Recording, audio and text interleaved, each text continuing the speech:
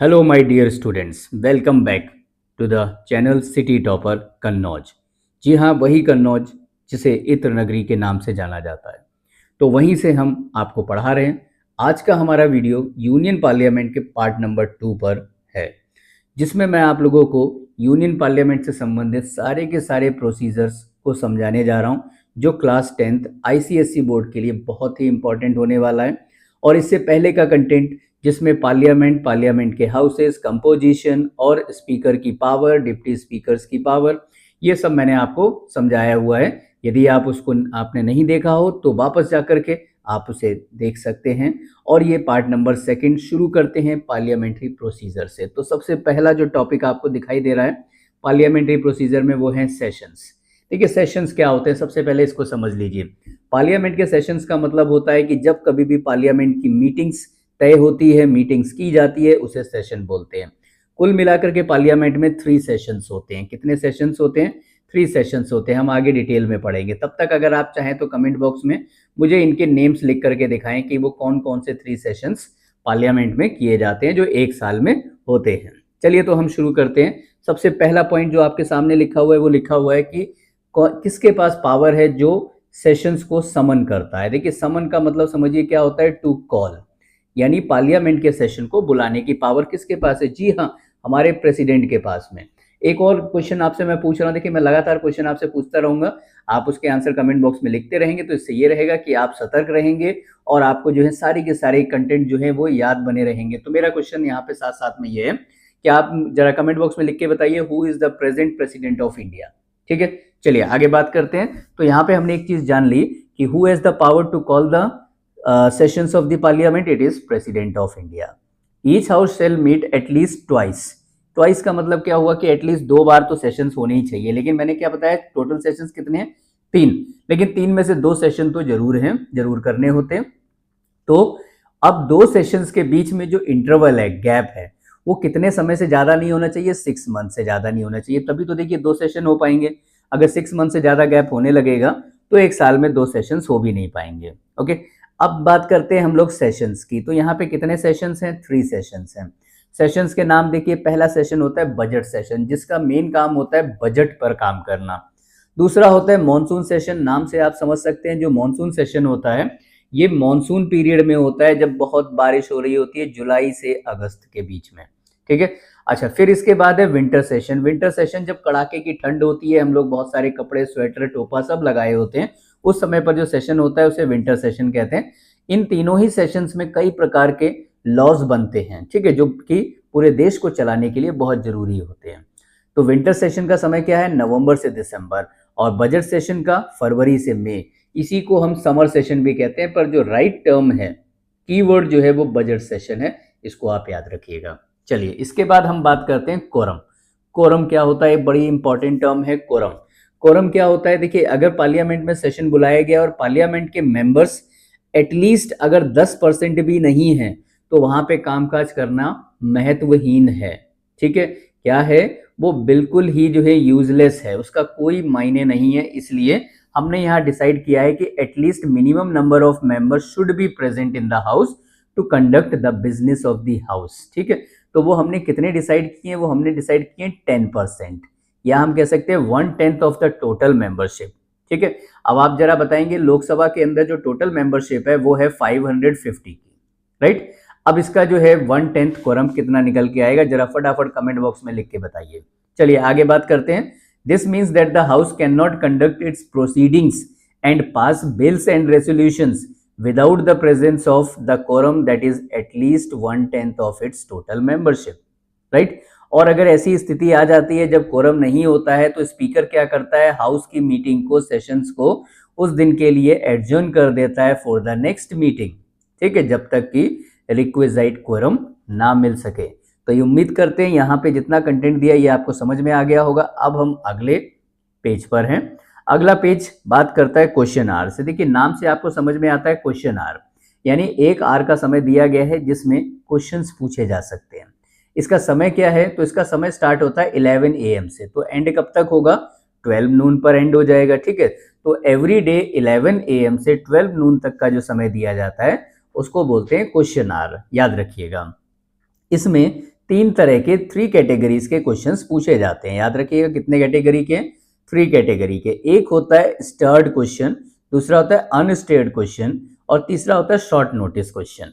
जो ये star word से बना हुआ है स्टेयर्ड क्वेश्चन, इसका मतलब जैसे हिंदी में इसको क्या बोलते थे कि हिंदी में बोलते हैं इसको तारा अंकित प्रश्न, ऐसे आप समझ सकते हैं। ठीक है, यानी स्टार जहां लगा होता है ना तो उसकी एक इंपॉर्टेंस होती है।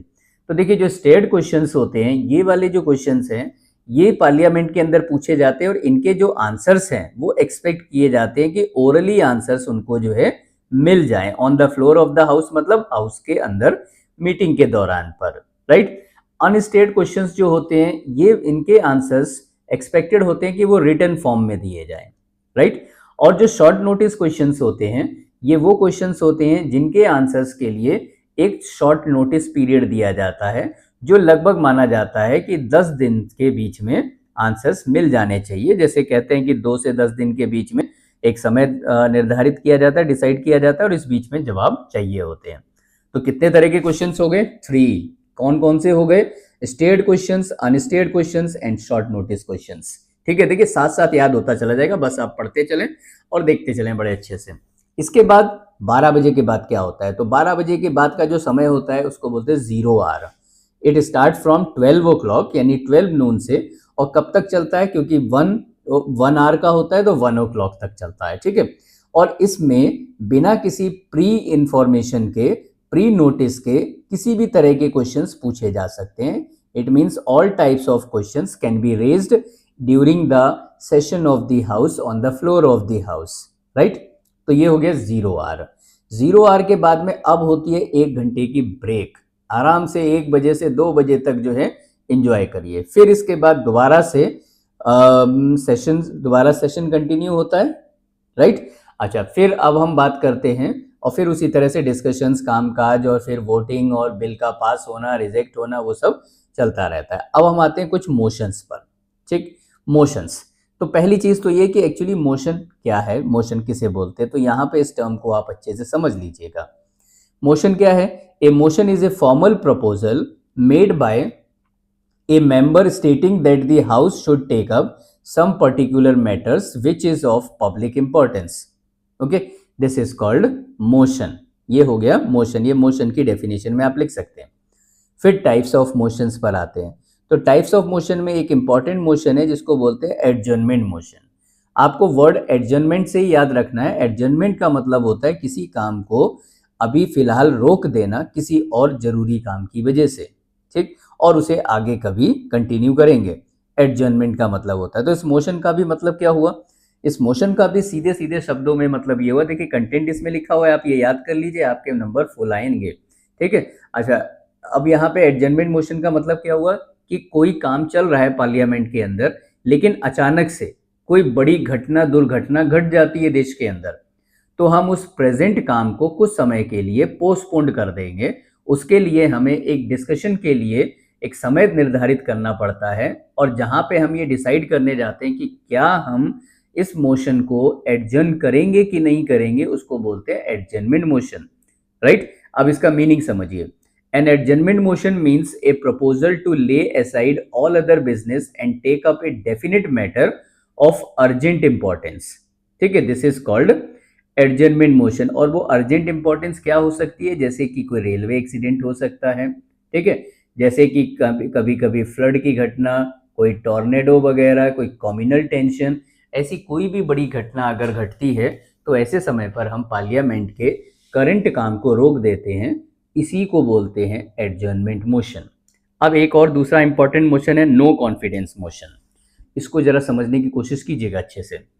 कॉन्फिडेंस मतलब होता है जब एक सरकार चल रही होती है और उस सरकार के पास में क्लियर मेजॉरिटी होती है, या क्लियर मेजॉरिटी का मतलब होता है कि मोर देन 50% सपोर्ट उस गवर्नमेंट के पास होती है, इसे कहते हैं कॉन्फिडेंस।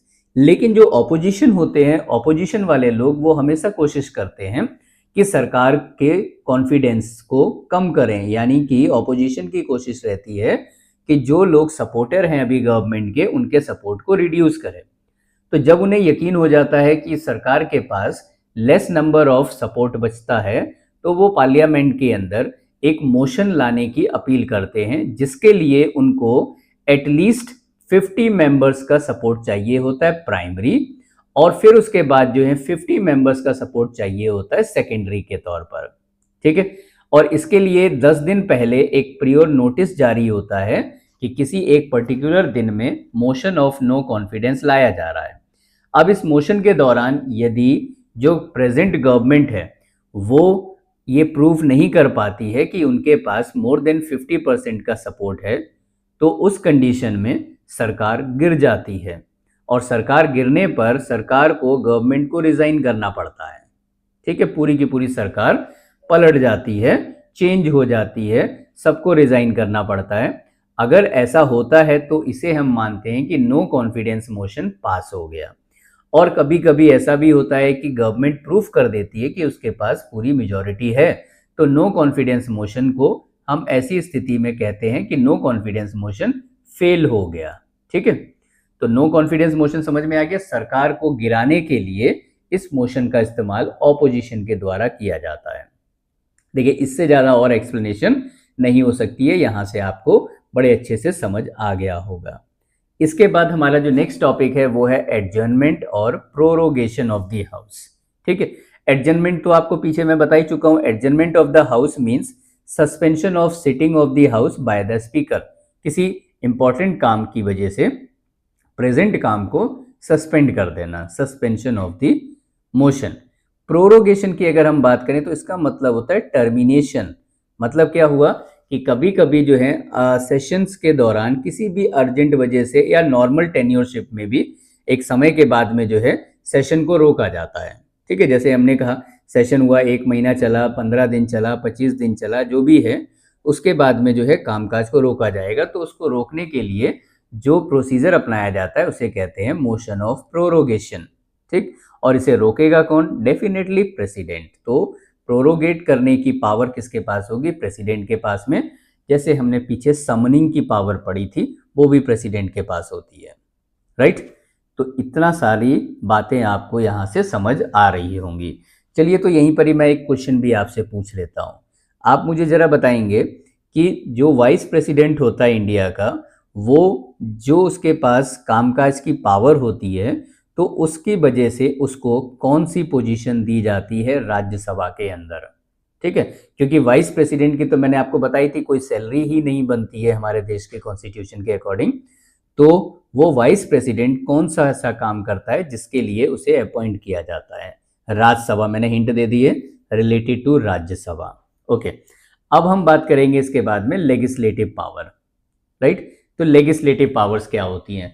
जो भी पावर्स पार्लियामेंट के अंदर कानून बनाने से रिलेटेड होती है, वो लेजिस्लेटिव पावर्स होती है, ठीक। तो पार्लियामेंट के अंदर जितने भी मेंबर्स होते हैं, सब लोग मिलकर के जो कामकाज करते हैं वो लेजिस्लेटिव पावर्स में आता है, ठीक, कानून बनाने से संबंधित। तो अब पहले एक चीज आप समझो कि हमारे यहाँ पे लेजिस्लेटिव पावर्स में 4 पार्ट्स में हमने अपनी लेजिस्लेटिव पावर्स को डिवाइड किया हुआ है। एक को बोलते हैं यूनियन लिस्ट। इसमें जो सब्जेक्ट्स रखे गए हैं, उन सब्जेक्ट्स को या उन सब्जेक्ट्स पे कानून बनाने की जो ताकत है वो यूनियन गवर्नमेंट के पास होती है, ठीक है। और यूनियन गवर्नमेंट मतलब कानून कौन बनाएगा? सेंट्रल गवर्नमेंट से पार्लियामेंट, स्टेट गवर्नमेंट के लिए विधानसभा। इसी तरह से एक लिस्ट होती है जिसे बोलते हैं कॉन्करेंट लिस्ट। तो जो कॉन्करेंट लिस्ट होती है, इसमें स्टेट गवर्नमेंट और सेंट्रल गवर्नमेंट दोनों मिलकर के लॉ बना सकते हैं। इट मीन्स विधानसभा और पार्लियामेंट दोनों मिलकर के लॉ बनाते हैं। लेकिन अगर किसी भी कंडीशन में, जैसे लिखा हुआ है, if there is a conflict between the union parliament and the state legislative assembly, तो उस कंडीशन में जो यूनियन पार्लियामेंट है उसका बनाया हुआ कानून ही चलेगा, ठीक है। इसी तरह तीसरी कैटेगरी में आती है रेसिडरी पावर्स। रेसिडरी पावर्स किस तरह की पावर्स होती हैं? ये इसमें वो सब्जेक्ट्स रखे जाते हैं जिनके लिए अभी तक कोई क्लियर अभी प्रोविजन नहीं बन पाया है कि उन्हें किस कैटेगरी में रखा जाएगा। तो उस तरह के प्रोविजंस के लिए रेसिडरी पावर्स रखी जाती है। और फिर जो चौथे पॉइंट में लिखा हुआ है वो है स्टेट लिस्ट। स्टेट लिस्ट नाम से क्लियर होता है, इसमें विधानसभा इन मुद्दों पर अपने लिए लॉ बना सकती है, ठीक है। कुछ कुछ सब्जेक्ट्स भी इसमें लिखे हुए हैं, जैसे यूनियन लिस्ट में कौन कौन से सब्जेक्ट्स हो सकते हैं, जैसे defence of the country, banking, communication, यानी ऐसे सब्जेक्ट जो पूरे के पूरे देश के लिए होते हैं, ठीक है। कॉन्करेंट लिस्ट में कुछ सब्जेक्ट्स लिखे हुए हैं जैसे कि education, forest, adoption, succession, trade union etcetera. ठीक, रेसिडरी पावर में अभी कोई सब्जेक्ट आपको नहीं मिलेगा, लेकिन जैसे कि laws related to the software piracy etcetera, ये रेसिडरी पावर्स में अभी तक रखे गए हैं। ठीक है, और जिन्हें जो है समय समय पर इन तीनों लिस्ट में ट्रांसफर कर दिया जाता है। फिर स्टेट लिस्ट की अगर हम बात करें तो स्टेट लिस्ट में जैसे matters related to agriculture, animal husbandry, public health, local government, ये सब इसमें शामिल हो जाते हैं। चलिए यहाँ पे मैं आप लोगों से एक क्वेश्चन और पूछ लेता हूँ। वो क्वेश्चन क्या है? वो क्वेश्चन ये है कि आपको बताना है कि यूनियन लिस्ट में इस समय प्रेजेंट टाइम पर कितने सब्जेक्ट्स इंक्लूड हैं। आपको बताना है कॉन्करेंट लिस्ट में कितने सब्जेक्ट्स हैं और स्टेट लिस्ट में कितने सब्जेक्ट्स हैं। देखें कितने बच्चे इसका आंसर ढूंढ करके कमेंट में लिख पाते हैं। इसके बाद देखिए, the parliament can legislate even on the subjects included in the state list. अच्छा, अब किसी किसी कंडीशन में ऐसा होता है कि पार्लियामेंट स्टेट लिस्ट में मौजूद सब्जेक्ट्स पर भी लॉ बना सकते हैं। वो कब हो सकता है? During the time of emergency. जब पूरे देश में इमरजेंसी लगी हुई हो तो लॉ बनाने की पावर किसके पास होती है? पार्लियामेंट, और पार्लियामेंट में भी केवल राज्यसभा। कभी कभी ऐसी स्थिति आ जाती है, दो स्टेट्स के बीच में कोई डिस्प्यूट हो सकता है या कोई भी ऐसा इशू हो सकता है, तो वहां पर स्टेट गवर्नमेंट के मुद्दों के ऊपर, सब्जेक्ट्स के ऊपर राज्यसभा अकेले लॉ बना सकती है, पर उनको जो है 2/3 की मेजोरिटी की जरूरत होती है। 2/3 मेजोरिटी के साथ में लॉ बना सकती है पार्लियामेंट।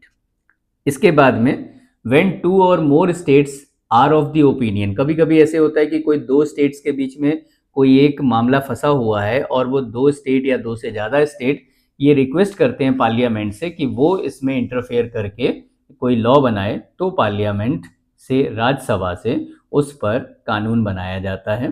तो इस तरीके से स्टेट लिस्ट में भी पार्लियामेंट अपना इंटरफेरेंस कर सकती है। ठीक है, तो देखिए यहाँ पे लेजिस्लेटिव पावर से संबंधित जितनी भी जो है जो सब्जेक्ट्स रिलेटेड पावर्स हैं, लॉ बनाने की पावर्स हैं, वो हमने यहाँ पर डिस्कस कर लिए हैं। ठीक है, अभी लेजिस्लेटिव पावर्स में कुछ इंपॉर्टेंट पॉइंट्स और भी हैं, जैसे कि एक पॉइंट है ऑर्डिनेंसेस। ऑर्डिनेंसेस क्या होता है? तो ऑर्डिनेंसेस एक टेम्परेरी लॉ होता है जिसे प्रेसिडेंट इंट्रोड्यूस करता है। ठीक, ये कब करता है? ऐसे समय पर जब देश में इमरजेंसी लगी होती है। तो देखिए, the president is empowered to promulgate, मैंने जो इमरजेंसी की बात की तो वो तो होती ही होती है, और एक नॉर्मल कंडीशन ऐसी भी होती है जब हाउस सेशन में नहीं होता है। ठीक है, तो ऑर्डिनेंसेस प्रेसिडेंट द्वारा पास किया जाता है। The president is empowered to promulgate an ordinance at the time when the parliament is not in session. ठीक है, it has the same effect as an act.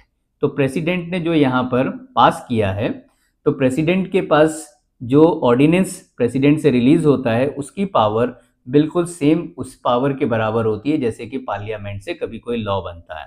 लेकिन ऑर्डिनेंस क्योंकि टेम्परेरी लॉ बोलते हैं इसे, वो परमानेंट नहीं होता है, तो जैसे ही ऑर्डिनेंस या हम यूं कहें कि जैसे ही पार्लियामेंट की सिटिंग बैठती है, तो उसके सिटिंग से शुरू होते हुए, यानी कि वहां से फर्स्ट डे से काउंट करते हुए 6 वीक के अंदर, 6 वीक का मतलब हुआ 1/2 मंथ्स। ठीक है, 4 वीक का 1 मंथ होता है, तो 1.5 महीने के अंदर इस ऑर्डिनेंस पर लॉ बन जाना चाहिए प्रॉपर सिस्टम के अकॉर्डिंग। राइट, तो अब आप देखिए ऑर्डिनेंस में क्या लिखेंगे, आप ये लाइन लिख सकते हैं, it is a temporary law passed by the president whenever there is parliament, whenever their parliament is not in session, and if anything urgent required, so the president can issue ordinance, right, and the ordinance has the same effect as an act of the parliament। ये चीजें आप बता सकते हैं। अच्छा, अब हम बात करते हैं नेक्स्ट पॉइंट पर, वो है पावर्स ड्यूरिंग इमरजेंसी। इमरजेंसी के समय पर भी पार्लियामेंट के पास पावर होती है, लेकिन उसमें केवल राज्यसभा। ठीक, सो देखिए, whenever there is total breakdown of the constitutional machinery in a state, the state emergency is declared in the state, और during the period of emergency parliament has the power to legislate on the subjects related to the state list for that particular state, या फिर पूरे के पूरे देश के लिए। ये हो गई आपकी लेजिस्लेटिव पावर की कैटेगरी में। मैंने आपको स्टार्टिंग में बस समझाया था। लेजिस्लेटिव पावर आप याद रखेंगे, लेजिस्लेटिव पावर मतलब वो सारी की सारी पावर्स जो पार्लियामेंट के अंदर कानून बनाने से संबंधित हैं, और हमने लेजिस्लेटिव कैटेगरी में वही पढ़ा है। इसके बाद हम आगे बात करते हैं फाइनेंशियल पावर। अब टर्म आप समझिएगा फाइनेंशियल पावर। तो फाइनेंशियल पावर का मतलब क्या हुआ, वो सारी की सारी पावर्स जो फाइनेंसेस से रिलेटेड हैं और पार्लियामेंट की हैं। तो पहली चीज़ बजट, ठीक। बजट कहाँ से बनता है, पार्लियामेंट से बनता है, ठीक। अभी हमारे यहाँ पर जो है रेलवे बजट वगैरह जो है वो अलग से बना करता था। Railway budget was integrated with the union budget from 2017 to 17-18। यहाँ से अब इकट्ठा हो गया, पहले ये अलग अलग बना करता था, ठीक है। अच्छा, अब इकट्ठा हो गया तो उसको हम छोड़ देते हैं, कोई ज़रूरत नहीं है इसकी जानने की। केवल इतना जान लीजिए बजट, बजट में क्या होता है, पूरे देश का फाइनेंस डिसाइड किया जाता है कि किस सेक्टर में कितना रुपया खर्च किया जाएगा। वो कहाँ से बनता है, पार्लियामेंट से। तो बजट रिलेटेड फाइनेंशियल पावर हो गई पार्लियामेंट की। इसके बाद दूसरा है सप्लीमेंट्री ग्रांट। सप्लीमेंट्री ग्रांट को आप अच्छे से समझने की कोशिश कीजिएगा। सप्लीमेंट का मतलब होता है एडिशनल। तो बजट से हट करके कभी कभी ऐसा हो जाता है कि लगता है कि इतने रुपए में काम चल जाएगा, लेकिन वो कम पड़ जाते हैं, ठीक है।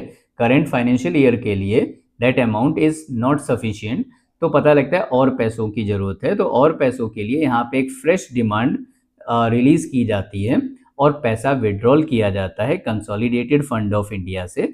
इसको बोलते हैं सप्लीमेंट्री ग्रांट, ठीक है। इसके लिए भी पार्लियामेंट हाउस के अंदर डिबेट होती है, डिस्कशन होती है, उसके बाद कहीं जा कर के ये पैसा रिलीज होता है। इसके बाद देखिए पॉइंट नंबर 3 में है फाइनेंशियल पावर से ही रिलेटेड, वो है vote on account. Vote on account क्या होता है, तो इसमें जब कभी भी देखिए बजट अगर पास नहीं हो पाता है, कभी कभी ऐसी सिचुएशन हो जाती है अप्रैल तक हमारे पास बजट आ जाना चाहिए, लेकिन बजट पास नहीं हो पाता है, पर एग्जीक्यूटिव को तो काम करने के लिए पैसा चाहिए ना, देश चलाने के लिए पैसा चाहिए। पैसा कैसे इस्तेमाल करेंगे, तो हम वोट ऑन काउंट की मदद से, ये जैसे इसको एक डिवाइस का नाम दिया गया है, इसकी मदद से हम इस मोशन को लाएंगे, इस रेसोल्यूशन को लाएंगे और भारत के कंसोलिडेटेड फंड से जरूरत भर का पैसा निकाला जा सकता है और बाद में जब बजट बन जाएगा उसमें इसको इंक्लूड कर दिया जाता है। फिर दूसरी इंपॉर्टेंट बात सैलरी। सैलरी का देखिए जो भी पार्लियामेंट के मेंबर्स हैं उनकी सैलरी और जिनको भी भारत के कंसोलिडेटेड फंड ऑफ इंडिया से पैसे मिलते हैं उन सब की सैलरीज एंड अलाउंसेस, इन सब का डिस्कशन भी कहाँ से होता है, वो भी पार्लियामेंट से ही होता है। तो ये भी उनकी फाइनेंशियल पावर है। और जितने भी तरह के टैक्सेस वगैरह लगाए जाएंगे, जैसे अभी आपने जो है कुछ साल पहले सुना होगा जीएसटी टैक्स को लेकर के, तो कितना सारा बवाल मचा था, कहाँ से पास हुआ था, पार्लियामेंट से, ठीक है। तो इसी तरीके से जितने भी नए टैक्सेस इंट्रोड्यूस होंगे, पुराने टैक्सेस हटेंगे या उनमें कुछ ना कुछ जो है अमेंडमेंट किया जाएगा, वो सब कहाँ से होगा, पार्लियामेंट से। तो इन सभी में जो हमने पढ़ा है उनमें सब में मनी को इंक्लूड किया गया है, ठीक है, यानी फाइनेंस से रिलेटेड है। तो ये सारी हो गई फाइनेंशियल पावर, इसलिए आप इसको थोड़ा ऐसे पढ़ेंगे, इसे कैटेगराइज रखें, ओके। अब नेक्स्ट कैटेगरी में वो है जुडिशियल पावर। तो जुडिशियल पावर समझिए न्यायिक पावर, यानी कि किसी को पनिशमेंट दे सकते हैं, किसी को सजा सुनाना, पनिशमेंट देना, वही एक ही बात हो गई, वो आ जाएगी जुडिशियल पावर में। तो इसमें सबसे पहला जो इम्पोर्टेंट जुडिशियल पावर है वो है इम्पीचमेंट ऑफ द प्रेसिडेंट। हमने पता है कि president is the highest executive in our country, ठीक है, is the executive head of our country. लेकिन प्रेसिडेंट सब कुछ कर सकता है, कुछ भी कर सकता है, ऐसा नहीं है। तो प्रेसिडेंट भी जो है किसी भी जो है ग्राउंड पर उसकी कोई भी गलती प्रूव होती है on the ground of proven misbehaviour, तो प्रेसिडेंट को उसके ऑफिस से हटाया जा सकता है। इस प्रोसेस को बोलते हैं इम्पीचमेंट, ठीक है, इम्पीचमेंट। अब इम्पीचमेंट होता कैसे है, तो जब कभी भी प्रेसिडेंट को हटाया जाएगा तो प्रेसिडेंट के लिए एक नोटिस जारी होगा और पहले किसी भी एक हाउस में वो बिल प्रेजेंट होगी और उस बिल में जो है जब भी वो बिल प्रेजेंट होगी तो पहले हाउस से 2/3 मेजोरिटी के साथ में, कितना, 2/3 मेजोरिटी के साथ में प्रपोजल पास होगा। फिर वही बिल दूसरे हाउस में जाएगी, वहां से भी अगर 2/3 मेजोरिटी में पास हो जाता है तो फाइनली फिर प्रेसिडेंट को इम्पीच किया जाएगा, ठीक है। अच्छा, एक क्वेश्चन मैं आपसे यहाँ पे पूछता हूँ, आपको कमेंट बॉक्स में लिख के बताना होगा कि अगर प्रेसिडेंट अपना रेजिग्नेशन देता है तो प्रेसिडेंट, बाकी लोग प्रेसिडेंट को अपना रेजिग्नेशन देते हैं, तो प्रेसिडेंट अपना रेजिग्नेशन किसको देता होगा? कमेंट बॉक्स में लिख के बताइएगा। ठीक है, फिर देखते हैं कितने स्टूडेंट्स जो हैं इसका आंसर सही सही दे पाते हैं। फिर आती है बात सेकंड पार्ट की, वो है रिमूवल ऑफ जजेस। जैसे हमने फर्स्ट पॉइंट में पढ़ा था कि प्रेसिडेंट को रिमूव कर सकते हैं, ऐसे ही जजेस को भी रिमूव कर सकते हैं, सेम प्रोसीजर है। इसके अलावा जितने और हाई ऑफिशियल्स हैं, सुप्रीम कोर्ट के जजेस को भी इम्पीचमेंट होगा, वो भी जो है पार्लियामेंट से हटेंगे। हाई कोर्ट्स के जजेस, chief election commissioner, controller and auditor general और इस तरह के जो ऑफिसेस हैं उस पर बैठे हुए लोगों को अगर रिमूव करना होगा तो इसी प्रोसेस से रिमूव किया जाएगा। ठीक है, लेकिन जो टर्म इम्पीचमेंट है वो हम केवल प्रेसिडेंट के लिए यूज करते हैं। अच्छा, इसके बाद है पॉइंट नंबर 3, पनिशमेंट, यानी कि नॉर्मल सी पनिशमेंट भी दी जा सकती है अगर कोई व्यक्ति पार्लियामेंट के कामकाज में ऑब्स्ट्रक्शन पैदा करता है, रुकावट पैदा करता है, ठीक है, किसी भी तरह से डिसरिस्पेक्ट करता है हाउस की, तो उस कंडीशन में जुडिशियल पावर के तहत पार्लियामेंट उस व्यक्ति को, उस पर्टिकुलर इंस्टीट्यूशन को उसके लिए पनिशमेंट दे सकती है। तो ये होगी judicial power. Term judicial power से फिर आपको रिमाइंड कराते हैं, याद आना चाहिए कि जुडिशियल पावर्स में वही पावर्स होंगी जिसमें पार्लियामेंट किसी भी व्यक्ति को उसके ऑफिस से हटा रहा है या उसको किसी और तरह की पनिशमेंट दे रहा है। राइट, नेक्स्ट पार्ट में चलते हैं, वो है इलेक्टोरल पावर। अब आप टर्म इलेक्टोरल पावर से आसानी से समझ सकते हैं। Electoral power means election related power.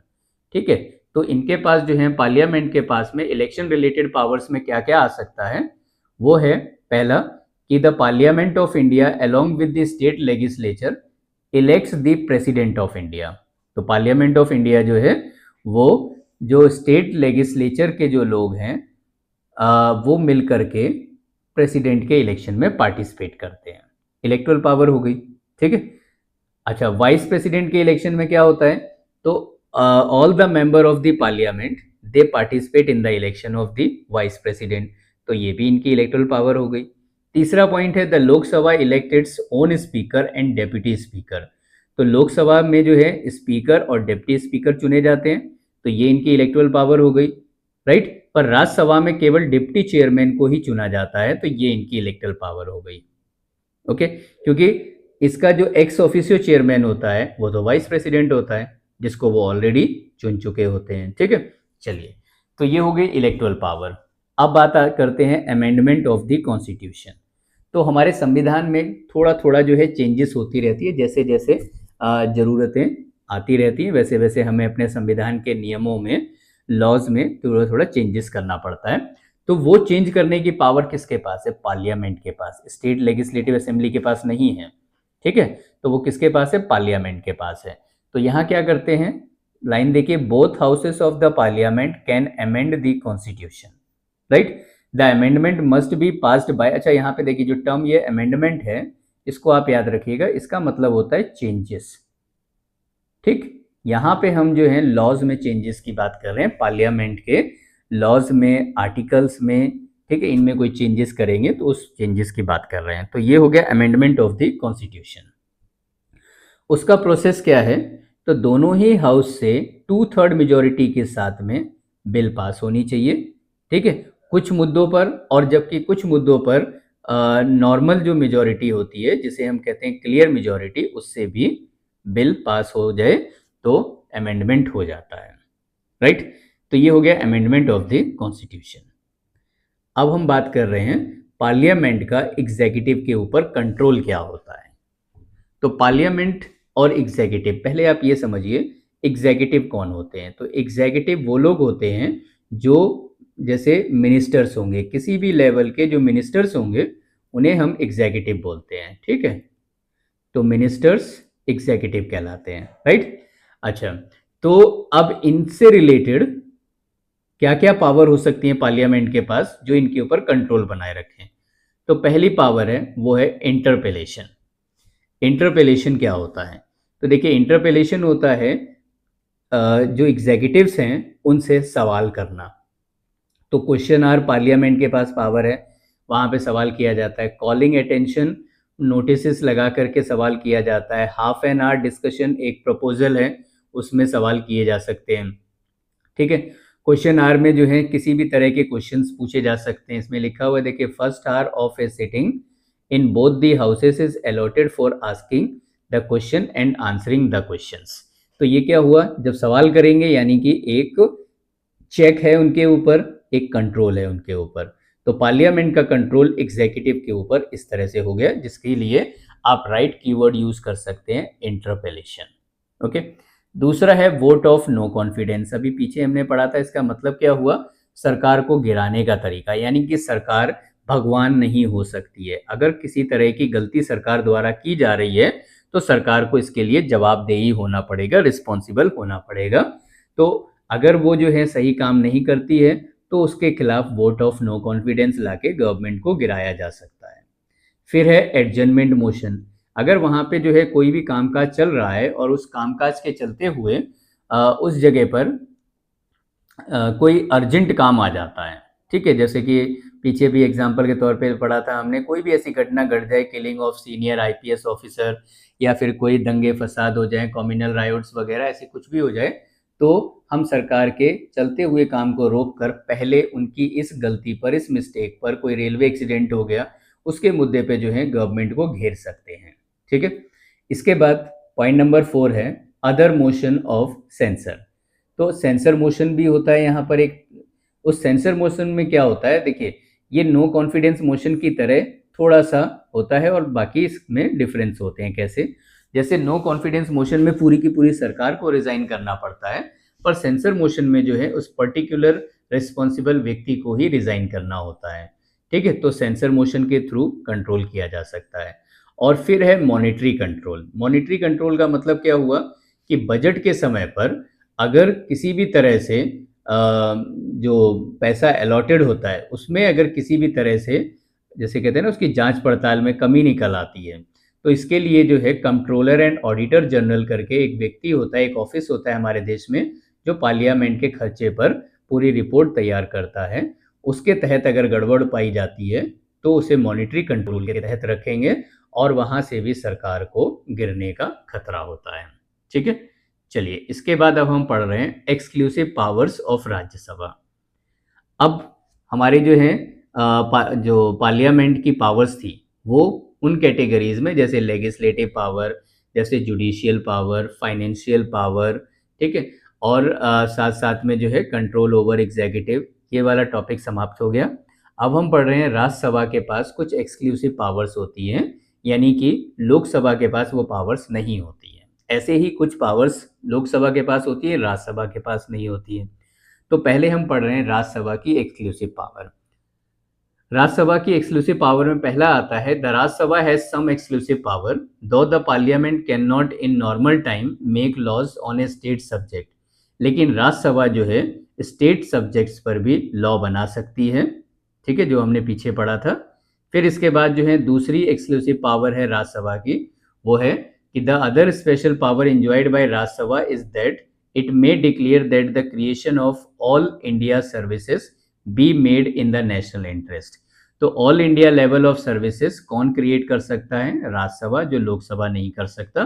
तो एक ये इसकी एक्सक्लूसिव पावर हो जाती है।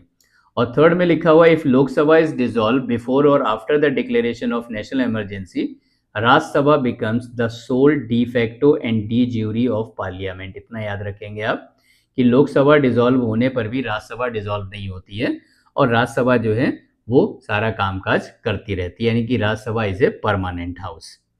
चलिए, अब हम पढ़ते हैं एक्सक्लूसिव पावर्स ऑफ लोकसभा।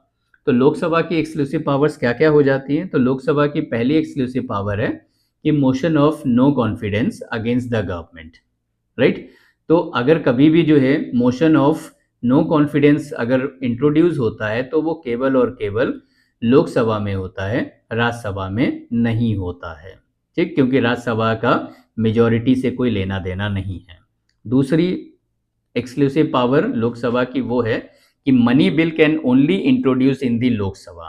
जाती तो है, मूव तो करेगी राज्यसभा से भी, लेकिन केवल और केवल जो है लोकसभा में ही इंट्रोड्यूस होगी।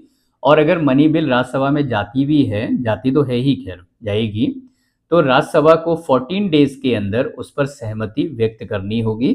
अगर 14 डेज में राज्यसभा उस पर किसी भी तरह की रिकमेंडेशन नहीं देती है, क्योंकि रिजेक्ट करने का तो राज्यसभा के पास पावर ही नहीं है मनी बिल को लेकर के, लेकिन किसी भी तरह की रिकमेंडेशन नहीं देती है, तो 14 डेज के बाद में ये कंसीडर कर लिया जाता है कि बिल इज पास्ड, और फिर उसके बाद उस बिल को प्रेसिडेंट को भेज दिया जाता है। पॉइंट नंबर 3 है in case of A deadlock. देखिए डेडलॉक क्या होता है? डेडलॉक होता है एक ऐसी सिचुएशन जब लोकसभा ने उस बिल को पास कर दिया और राज्यसभा ने रिजेक्ट कर दिया, या फिर इसका वाइस वर्सा, राज्यसभा ने पास कर दिया, लोकसभा ने रिजेक्ट कर दिया। ऐसी स्थिति को हम बोलते हैं डेडलॉक। तो जब कभी भी डेडलॉक होता है तो प्रेसिडेंट कॉल करता है, कौन करेगा? प्रेसिडेंट। प्रेसिडेंट जो है क्या कॉल करेगा? लोकसभा राज्यसभा का होगा ज्वाइंट सेशन। ठीक है, लोकसभा राज्यसभा का होगा ज्वाइंट सेशन, और उस ज्वाइंट सेशन में दोनों हाउसेस के मेंबर्स एक साथ बैठेंगे और उसमें डिसाइड होगा क्या किया जाएगा। उसमें लोकसभा वो ओवर हैंडेड रहती है, वो पावरफुल रहती है, क्योंकि लोकसभा के मेंबर्स की संख्या ज़्यादा होती है। चलिए, तो इसके बाद अब हम कुछ पॉइंट्स पढ़ लेते हैं। Difference between the Lok Sabha and the Rajya Sabha. Points वही हैं जो पीछे अभी हमने पढ़े थे। तो उसमें एक टॉपिक में दिया जाता है 2 टाइप्स ऑफ बिल्स। तो बिल्स की 2 कैटेगरी होती है, एक होती है ऑर्डिनरी बिल और एक होती है मनी बिल। ऑर्डिनरी बिल्स हमारी वो बिल्स होती है जिसमें मनी रिलेटेड किसी तरह के मैटर को शामिल नहीं किया जाता है। तो ऑर्डिनरी बिल्स में ओरिजिनेट इन ईदर हाउस, यानी कि चाहे वो लोकसभा हो या राज्यसभा हो, किसी भी हाउस से मनी नॉन मनी बिल को, ठीक है, ऑर्डिनरी बिल को ओरिजिनेट किया जा सकता है। फिर वो बिल जो है दोनों ही हाउसेस से होकर के गुजरती हैं, तब जाके वो पास होंगी। लेकिन ज्वाइंट सिटिंग की कंडीशन भी ऑर्डिनरी बिल में ही होगी, अगर एक हाउस ने बिल पास की और दूसरे हाउस ने रिजेक्ट कर दी तो उस कंडीशन में, राइट। चलिए दूसरी कैटेगरी में आते हैं, मनी बिल। मनी बिल वो बिल होती है जिसमें किसी तरीके से मनी का इस्तेमाल होता है। तो मनी बिल की कंडीशन में क्या होता है कि money bill can only introduce in the Lok Sabha. Money bill Rajya Sabha से इंट्रोड्यूस नहीं हो सकती है, और अगर लोकसभा ने मनी बिल को पास किया और वो राज्यसभा में पहुंचती है तो राज्यसभा को 14 डेज के अंदर उस पर रिकमेंडेशन देनी ही होती है। या तो जो है 14 डेज से पहले रिकमेंडेशन दे दे, पास कर दे, और अगर 14 डेज में राज्यसभा से किसी तरह से एक्सेप्ट रिजेक्ट का मैसेज नहीं आता है तो इसे कंसीडर कर लिया जाता है कि बिल जो है वो पास हो गई है, राइट। अच्छा, अब इसके बाद हम बात करें कंट्रोल ओवर द एग्जीक्यूटिव। तो कंट्रोल ओवर द एग्जीक्यूटिव में वही सेम तरह की चीज़ें आ रही हैं, कुछ भी नया नहीं है। तो यहाँ क्या क्या करते हैं कि members of the house can put the questions to the ministers, ये एक कंट्रोल हो जाता है, ठीक है। दूसरा कंट्रोल है election of the president and the vice president, right. फिर है every elected members of the parliament stand on equal footing. तो लोकसभा के पास जो है ज़्यादा मेंबर्स होते हैं, तो लोकसभा यहाँ पर ग्रेटर पावर ऑक्यूपाई करती है क्योंकि उसकी स्ट्रेंथ ज़्यादा होती है, यानी कि लोकसभा जिसको चाहेगी वही प्रेसिडेंट या वाइस प्रेसिडेंट बनता है, ठीक है। अच्छा, फिर इम्पीचमेंट की बात करते हैं। तो इम्पीचमेंट जो पीछे हमने डिस्कस किया था, यहाँ पर इम्पीचमेंट का प्रोसेस प्रेसिडेंट को रिमूव करने के लिए होता है, और साथ ही साथ क्योंकि प्रोसेस सेम ही होता है पर टर्म यूज़ नहीं की जाती, तो चीफ जस्टिस, अदर जजेस ऑफ सुप्रीम कोर्ट और ऐसे हाई ऑफिशियल्स को जो है इसमें शामिल किया जाता है, ठीक है। इम्पीचमेंट ये प्रोसेस के तौर पे हम यहाँ पे स्टडी कर रहे हैं। तो इम्पीचमेंट क्या होता है? एक ऐसा प्रोसेस जिससे हम प्रेसिडेंट या फिर जो है चीफ जस्टिस और ऐसे ऑफिशियल्स को रिमूव कर सकते हैं। इमरजेंसी प्रोविज़न क्या होता है? तो जब कभी भी प्रेसिडेंट इमरजेंसी इंट्रोड्यूस कर देता है तो ऐसी कंडीशन में लोकसभा डिसॉल्व हो जाती है और राज्यसभा के पास पूरी पावर होती है पूरे देश को चलाने की। इस तरह से हमने अपने सिविक्स के फर्स्ट चैप्टर को 2 पार्ट में कंप्लीट कर लिया। आपको किसी भी तरह की डाउट हो, किसी भी तरह का आपका क्वेश्चन हो, वो आप कमेंट बॉक्स में लिख के पूछिएगा, आपको इसका जवाब मिलेगा। So thank you very much for watching this video. Thank you everyone.